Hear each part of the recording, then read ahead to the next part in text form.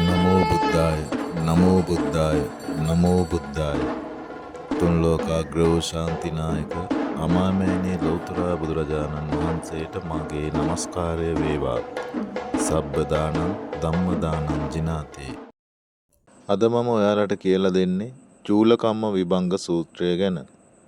එක් සමයකේ භාග්‍යවතුන් වහන්සේ සවැත් නුවර ජේතවනාරාමයෙහි වැඩවසන කල්හි තෝදෙය්‍ය බ්‍රාහ්මණයාගේ පුත්‍ර වූ සුබනම් මානවකතෙම භාග්‍යවතුන් වහන්සේ හමුවට පැමිණ සුවදුක් විචාරා අනතුරුව මෙසේ විමසීය.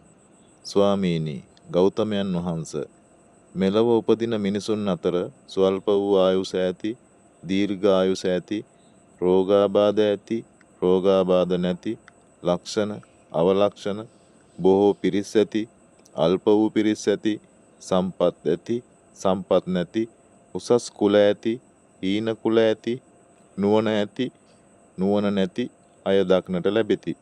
මේ විවිධත්වයට හේතුව කුමක්ද? මානවකය, සත්වයෝ කර්මය තමා කොට ඇත්තාහ.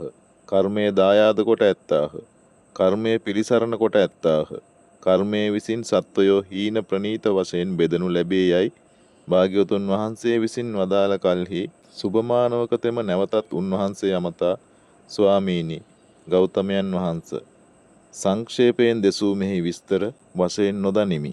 එසේ හෙයින් එහි අර්ථය විස්තර වශයෙන් දේශනා කළ මැනවැයි සැලකලේය. භාග්‍යවතුන් වහන්සේ එසේනම් මානවකයේ අසවයි පවසා මෙසේ වදාළසේක.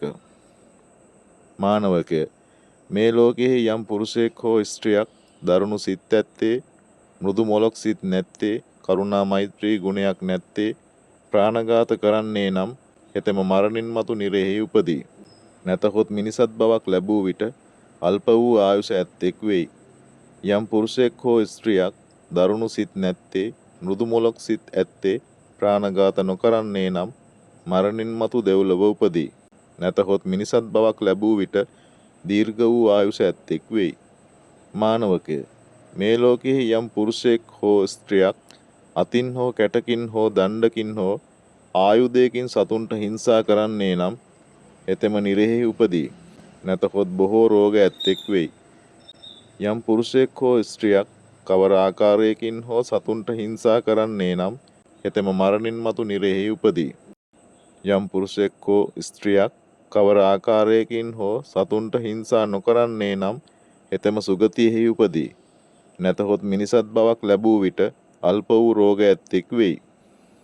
මානවකය, මේ ලෝකයේ යම් පුරුෂයෙක් හෝ ස්ත්‍රියක් හෝ තරහ බහුල කොට ඇත්තේද, සුළු දෙයට පවා කිපෙන්නේද, කෝපය පිරී ඇත්තේද එතෙම මරණින් මතු නිරයෙහි උපදී.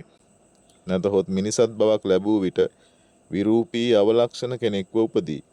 යමෙක් තරහ බහුල කොට නැත්තේ, වහා නොකිපෙන ගති ඇත්තේද එතම මරණින් මතු සුගතියෙහි උපදී. නැතහොත් මිනිසත් බවක් ලැබූ විට සුරූපී ලක්ෂණ ඇත්තෙක්ව උපදී.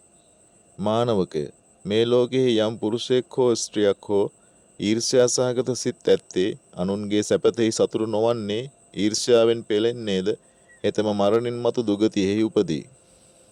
නැතහොත් මිනිසත් බවක් ලැබූ විට අල්පේශාක්‍ය පුද්ගලයෙක් වෙයි. යමෙක් ඊර්ෂ්‍යා සහගත නොවේද, අනුන්ගේ සැපතෙහි සතුටු වන්නේද, මුදිතා ගුණයෙන් යුක්ත වන්නේද එතම මරණින් මතු සුගතියෙහි උපදී.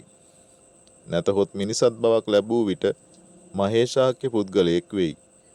මානවකය, මේ ලෝකයෙහි යම් පුරුෂයෙක් හෝ ස්ත්‍රියක් හෝ ශ්‍රමණයෙකුට හෝ බ්‍රාහ්මණයෙකුට ආහාරපාන, යාන, වාහන, වස්ත්‍ර, සයන, ආසන නොදෙන්නේ නම් එතෙම මරණින් මතු නිරයෙහි උපදී. නැතහොත් මිනිසත් බවක් ලැබූ විට ස්වල්ප සම්පත් ඇති දුගියෙකු වෙයි. යමෙක් ශ්‍රමණයෙකුට හෝ බ්‍රාහ්මණයෙකුට ආහාරපාන, යාන වාහන, වස්ත්‍ර, සයන, ආසන දෙන්නේ නම් එතම මරණින් මතු සුගතියෙහි උපදී. නැතහොත් මිනිසත් බවක් ලැබූ විට බොහෝ සම්පත් ඇතිව උපදී. මානවකය, මේ ලෝකයේ යම් පුරුෂයෙක් හෝ ස්ත්‍රියක් හෝ අධික මානය ඇත්තේද, පිදිය යුත්තන්ට නොපුදාද, ගරු කළ යුත්තන්ට ගරු නොකරන්නේද, උතුමන් දැක ආසනයෙන් නොනැගිටින්නේද එතම මරණින් මතු නිරයෙහි උපදී. නැතහොත් මිනිසත් බවක් ලැබූ විට හීන කුලයෙහි උපදී. යමෙක් අධික මානය නැත්තේද, පිදිය යුත්තන්ට පුදන්නේද? ගරු කළ යුත්තන්ට ගරු කරන්නේද? උතුමන් දැක ආසනයෙන් නැගිටින්නේද? එතම මරණින් මතු සුගතියෙහි උපදී. නැතහොත් මිනිසත් බවක් ලැබූ විට උසස් කුලවල උපදී. මානවකය, යම් පුරුෂයෙක් හෝ ස්ත්‍රියක් හෝ ශ්‍රමණයෙකු හෝ බ්‍රාහ්මණයෙකු හෝ වෙත පැමිණ කුසල් අකුසල් කවරේද? වරද නිවරද කුමක්ද? සේවනය කළ යුතු නොකළ යුතු කවරකුද?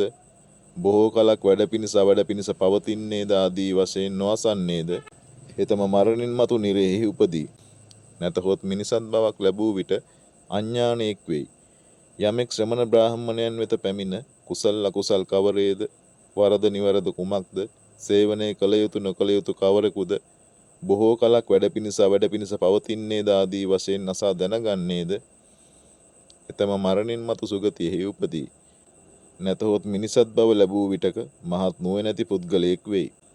මානවකය, ස්වල්ප ආයුෂ ඇතිවීමට හේතු වන ප්‍රතිපදාවෙන් ස්වල්ප ආයුෂද, දීර්ඝායුෂ ඇතිවීමට හේතු වන ප්‍රතිපදාවෙන් දීර්ඝායුෂද, බොහෝ ආබාධ ඇතිවීමට හේතු වන ප්‍රතිපදාවෙන් බොහෝ ආබාධද, බොහෝ ආබාධ ඇති නොවීමට හේතු වන ප්‍රතිපදාවෙන් බොහෝ ආබාධ නැති බවද, අවලක්ෂණ වීමට හේතු වන ප්‍රතිපදාවෙන් අවලක්ෂණ වීමද, ලක්ෂණ වීමට හේතු වන ප්‍රතිපදාවෙන් ලක්ෂණ වීමද, අල්පේශාක්‍ය වීමට හේතු වන ප්‍රතිපදාවෙන් අල්පේශාක්‍ය වීමද, මහේශාක්‍ය වීමට හේතු වන ප්‍රතිපදාවෙන් මහේශාක්‍ය වීමද, ස්වල්ප සම්පත් ඇතිවීමට හේතු වන ප්‍රතිපදාවෙන් ස්වල්ප සම්පත් ඇතිවීමද, මහා සම්පත් ඇතිවීමට හේතු වන ප්‍රතිපදාවෙන් මහා සම්පත් ඇතිවීමද, පහත් කුලවල ඉපදීමට හේතු වන ප්‍රතිපදාවෙන් පහත් කුලවල ඉපදීමද, උසස් කුලවල ඉපදීමට හේතු වන ප්‍රතිපදාවෙන් උසස් කුලවල ඉපදීමද, අඥානයෙකු වීමට හේතු වන ප්‍රතිපදාවෙන් අඥානයෙකු වීමද,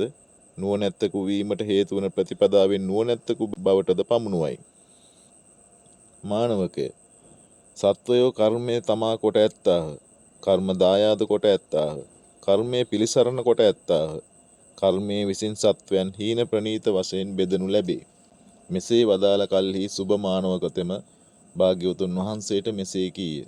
ස්වාමීනි, ගෞතමයන් වහන්ස, ඊතා යහපති යම්සේ යටිකුරු කොට තබන ලද්දක් උඩුකුරු කොට තබන්නේද, ඒ මම භාග්‍යවතුන් වහන්සේද ධර්මයේද භික්ෂු සංඝයාද සරණ කොට යමි.